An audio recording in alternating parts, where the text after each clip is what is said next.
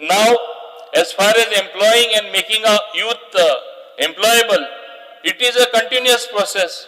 In the MSME sector, I know and I am aware that 96% of our units are MSME. A lot of them are also self-help groups.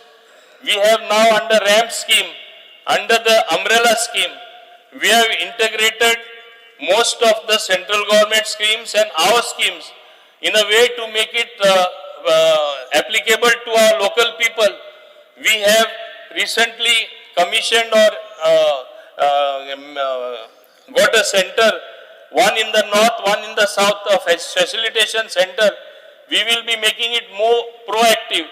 I simply told them, you cannot sit in the office, whether it is South Goa or North Goa, expect those people to come to you. It has to be a hands-on approach. You have to go to the people, you have to identify targets, get people to move to the from self-help group to the micro to medium, and all that what is possible. There has been an integration of certain buyer-seller meet that took place.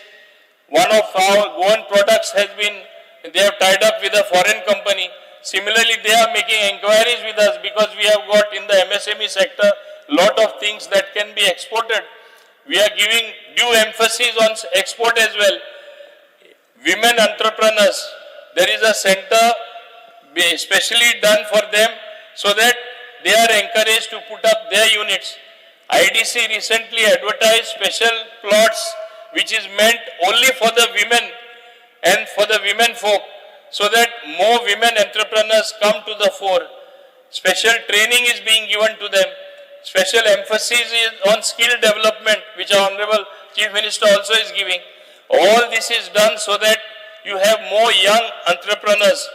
Yes, we cannot have large industry like they have in the other states, because the moment you get those large industries in size, obviously like it happened when the steel industry came here, no locals were employed, and that's how you face the problem every time in Konkolim Industrial Estate, which our Honorable Leader of Position brings up every time. What a mess that has been created. We are very careful what type of projects we get. We get those very environment-friendly industries, but we should be happy that people are still coming and want to invest, and results cannot be expected immediately, Speaker sir. Results will take some time because things take time to evolve.